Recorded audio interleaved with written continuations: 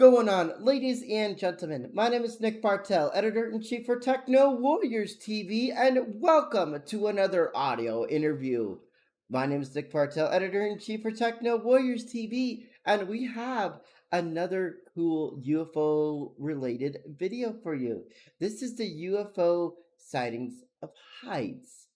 It is another really cool UFO-related interview. He is going to tell us about the really cool sightings that he's had, and he actually has a video clip of it too. Now, I am going to warn you, it is potato quality. The video quality is potato, but I can't really help that because of the phone he used. But it's still going to be a really cool video clip. Also, I'd like to give a couple of shout outs before we get into things.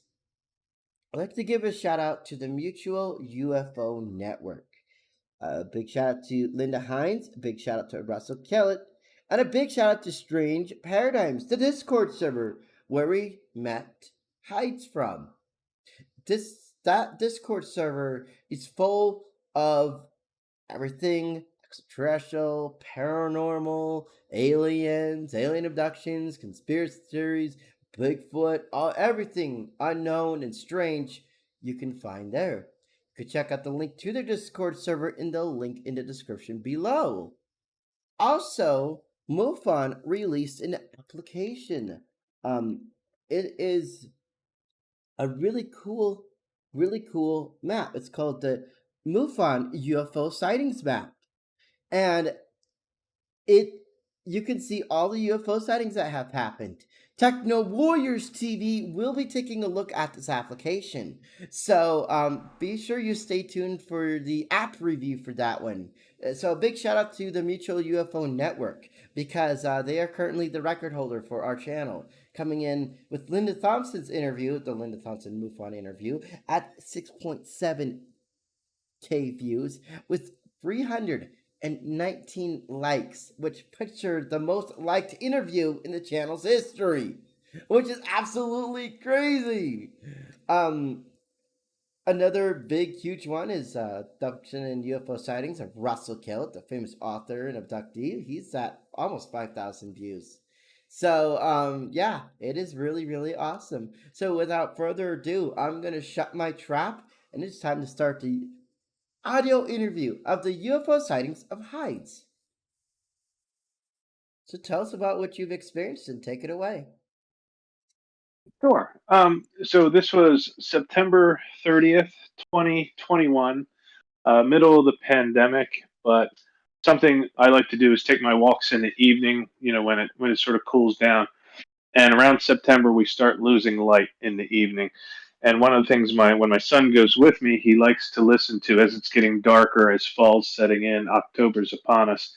He liked listening to the audiobook playing from my phone of Ichabod Crane, Sleepy Hollow. And I usually would speed up to the part where Ichabod's coming home from the party at the Van Tassels, and that's when you have the midnight ride. And when we do a 1 mile walk every evening, and we were listening to that. He likes it. It's a great way to work your way into fall and start getting ready for the spooky season. And where we were walking was from a high school that connects to a junior high, but the high school is at a higher elevation spot. And the junior high is lower elevation. And as you go through from one spot to the next, there's different playing fields. There's a drainage system worked in to keep the playing fields from getting flooded. But I am moving from higher elevation to lower elevation. And when you watch the video, you'll hear there's a baseball game going on, the sport's being announced, the next batter coming up. You'll hear that. But from where I was walking from the higher elevation point, I see this light. And I'm thinking nothing of it really, because there's a sporting field, the baseball field's up higher, the football field's actually higher than the baseball field. Below that, there's a lacrosse field. Nice new lacrosse field. There's nice embankments of lights up on poles. It's turf. It's built really well. Below that, there's a couple outdoor basketball courts and a tennis court. So it's like nice and layered, and it just sort of goes down in elevation. And the direction we were walking, we walked past the baseball game, heard them playing. It was great. And as we're getting down lower, right, yeah, I realized that the light at the top of the trees, that has nothing to do with the light poles around the a lacrosse field. It's just like I don't know what that's doing there. I never see stars that low on the horizon, and when you see the video, you can tell approximately where the tree line is because on the other side of those trees, about a mile back, there's another small group of houses that kick out just enough light that you get light pollution. So where I am, whichever way you look, the tree lines, you never see stars. You got to look up about 20 degrees before the sky starts getting dark enough where you actually see stars or you see anything. You never see anything on the tree line. So I thought it was odd that it was there. It was right above the trees. And as we walked a little bit closer to it, as we came down in elevation a little bit more, and you can see in the video, it starts off before I zoom in as much as I can. There's like a little stairway going up the side of a hill going to the lacrosse field. But that light isn't it shouldn't be there. It's not connected to anything. Um, it seemed like it revolving. Okay. It was revolving like a lighthouse. Sort of like, and I was just trying to think like what could be revolving like that? Could it be a tower trying to make people aware of like low flying aircraft? I didn't know what it was. It didn't make sense for it to be there. It wasn't moving. Maybe they were starting to put up a cell tower. I don't know. Maybe that's how they begin. It didn't make sense to me what that light was. And in the video, you hear me saying to my son, "Do you ever remember seeing that there before?" It didn't make sense at all. So I grabbed my phone, and I got a neighbor who lives in the area, whose house actually backs up to where we were, and he does stargazing, telescopes, everything. He knows that area. He'll know if there was ever anything over there. So I take 30 seconds of video with my budget Samsung phone. And the reason I took 30 seconds was because when I send video from my phone to his Apple, my neighbor's, if it's longer than 30 seconds, he won't get it. It just didn't go through, at least back in 2021 when I was trying to send him videos. Anything longer than 30 seconds, he wouldn't get. So at the 30-second mark, I cut the video and I send it to him and I say, "It's out there right now. I don't know what it is, but I saw it for 2 minutes before I took the 30-second video, and I kept walking after I took the video." Actually, you see the pathway in front of me. I'm sort of walking that way. I make a right. I go around the junior high. I keep walking. Now, when I was standing still, the light in the sky wasn't moving. When I was moving, it's possible it could have been. I just couldn't perceive the movement because I was moving. But when I was standing still, the light wasn't moving. But in 30 seconds, in a minute, in 2 minutes, a plane will move from point A to point B. Uh huh. A helicopter will make sounds. Nothing was happening. I did not know what it was. I sent the video to my friend, and when I, like 5 minutes later, I grabbed, I asked my wife, who's got a much higher end cell phone. She does photography and all sorts of stuff, and she's got this really cool star map on her phone. And I was like, maybe it's a planet, like maybe it's Jupiter, Mars, Venus, something. So I grab her phone, I wake it up, right, because you have to let the star map orient itself. And I looked in the direction where that light is. Nothing's supposed to be there. So because the planet rotates, I go through the path at which the stars travel, east to west, and I'm going through, and I come to find out like Venus was visible, but it was way on the other side. It was almost in the opposite direction. And when I went back to where that light is in the sky, it just nothing should be there. It's not ISS because her star map application on her phone has found the ISS before. It has shown us Venus. It has shown us Mars. It has shown us, you know, Jupiter, Saturn. Anything that's that big and reflect. I don't know what it was. So with the 30-second video, I decided to contact MUFON, report it. but this was during the pandemic, so nobody actually came out to talk to me. It was all done by phone. I gave them all the details I had. I gave them a compass bearing on where I was standing. I told them how, you can pin me, on, Google Earth and find where I was and do all your calculations. And there's the video. Now, they never contacted me back. I'm not sure if MUFON's supposed to do that. It would have been great if they'd have told me, yeah, star 1875B went supernova that day. Maybe that's what I saw, but I never heard anything back. I don't know what it was. I have no clue.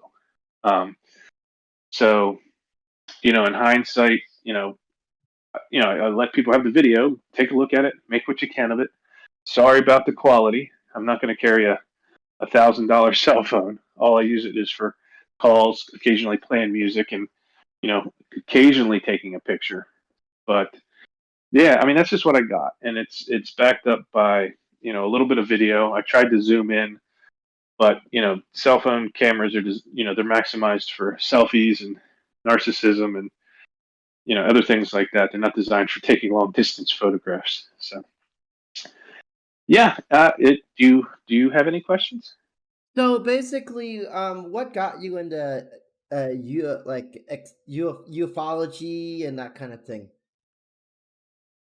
Okay, well that's a longer story. I was born in the mid 70s, and like the first 10 years of my life, the things that came on TV, the things that came out in the movies, the pop culture, if you will, at the time was all of the Star Wars movies, Aliens, The Thing, as well as movies like Poltergeist. There was Close Encounters of the Third Kind, Jaws, The Exorcist. So the openness to the possibility of space travel, extraterrestrials. That's all something I grew up with. So I'm open minded as opposed to someone who's a hardcore skeptic. And in the '90s, a great TV show came on. Even though it was comedy, drama, spooky, X Files. Loved that. That was great. But come 9/11, you know, the whole world changed.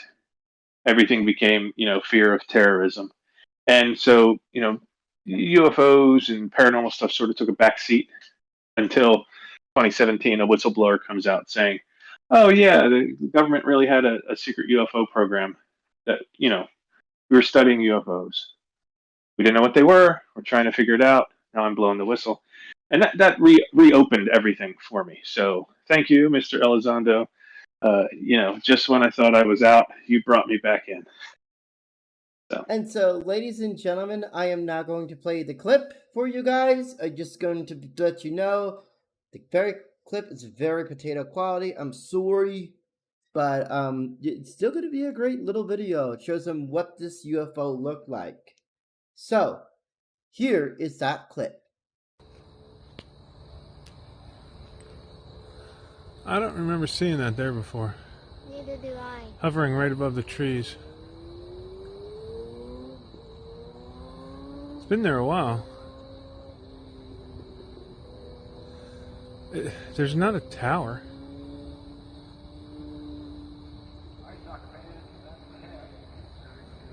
Shush. Huh. Well, remember, next time we go for a walk, see if we see it there. Alrighty, ladies and gentlemen, I hope you enjoyed that little clip of the UFO sighting, the UFO he caught. Now, a little bit of that UFO. Do you know what it looked like? Was it a saucer? Was it a flying saucer shape? Was it cylinder, a cigar shape? I would describe it best as just a ball of light. I had someone do some video analysis, and they were like, whatever it is, there's a super bright pixel coming out of the middle of it. And would you want to call it an orb? Could be an orb. The strange thing though is it did seem like when I said it was sort of revolving like a lighthouse. Now I don't know. I don't know if it was revolving like a lighthouse, or I don't know if there was any spin involved, but or if just low hanging clouds were just illuminating as they went by, and they would go by from right to left, and then they would go by from right to left. Maybe that's what gave it my perception was that it was rotating or that it was spinning. it could just be low hanging clouds, but if you look at it again, it almost seems like it does get brighter for a second and then fades out. It gets brighter and fades out. So it's a ball of light. I didn't see any structure. Um, I didn't see anything metallic. Just a really bright light in the sky where one has never been before. Okay. And what also brought you on to MUFON? When did you contact MUFON? I sat on it for a couple days. So I think I got the video on a Wednesday or a Thursday. And I sat on it a couple days. My neighbor said, "Yeah, that there's nothing ever there. That whatever you saw," he said, that doesn't make sense." He asked me, "Did you check? Was it the ISS?" And I said, "Yeah, I checked, and it wasn't." And he said, "Well, you should call MUFON." That's what I'm thinking. So me and him, from where he lives, his backyard, it's much higher elevation, and we went over there, and I used a 60 power spotting scope to scan the tops of the trees. There is nothing out there. There is no structure, just tops of trees, as far as I can see.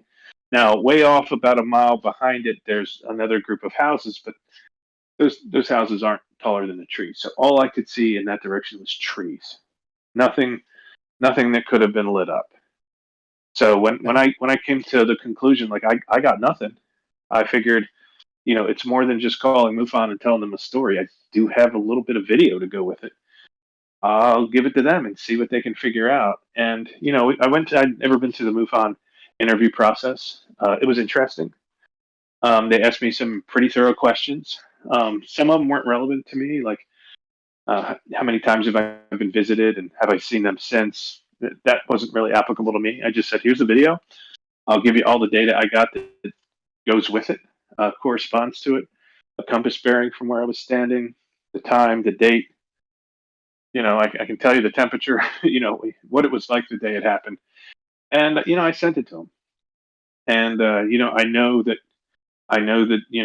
MUFON could probably use more people and more resources, but I did get an investigator. She called me, really polite, went through the process. Now, I never did hear back. I'm not sure if, MUFON has the time or the resources or the manpower to, go back and remind everybody or tell everybody, this is what we found or this is what we think it was.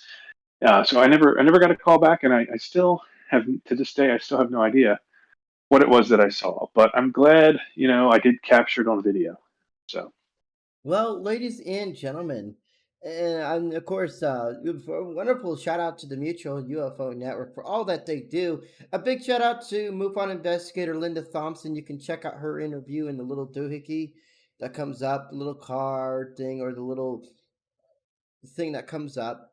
And also want to give a big shout out to just a MUFON director. The couple interviews that are coming up from MUFON will be from with Jesse Peak. He is a I'll tell you what he does for MUFON. Of course, you can download the MUFON app from the link below. I'll have it in the description, and it's going to be an amazing, amazing time with this little app. Now, I would like to know, I would like to see some more updated reports, but keep in mind this is their first app launch. So, a MUFON, Jesse Pick is a FIERT at MUFON, which is really, really cool. So yeah, a big shout out to you, Jesse P. Can't wait to have you on the show and ready to break another channel record. I mean, criminy. Linda Thompson's interview is almost at 7,000 views. She could break the 10,000 mark, which would be insane for an interview. So it just goes to show you that the disclosure is coming. And especially with other UFO sightings that are going to come out, I think I'm going to need that 12 terabyte from Seagate to store all those interviews. I think we're going to need a bigger hard drive. So, yeah, I want to give a big shout out to Hyde for being on the show today. A big shout out to the strange what is it called again? Paradigms? Yeah, Strange Paradigms Discord server. You could check out the link to that Discord server and join today. A lot of cool stuff there. Also, ladies and gentlemen, if you like this audio interview, all you have to do is strangle that if you like this video, hit that like button. If you dislike this video, did not like it, you hit that dislike button. And if you adored it, all you have to do is strangle that subscribe button, slap that like button in the face, and pow, right in the kisser. Have an amazing day, and thank you guys so much for watching. Thank you guys so much for your support. We are almost to 5,000 views. We're getting really close to 4,500. So remember, at 5,000 views, at 5,000 subscribers, we will give away a Fortnite battle pass. So you can put your epic names or epic username in the comments. That way you can, of course, like the video and make sure to subscribe to be entered. They're also put the giveaway link as well because it's a really exciting time. Fortnite is ridiculously awesomeness with this new update that just came out. It is really, really cool. Thank you guys so much for watching and have a wonderful day.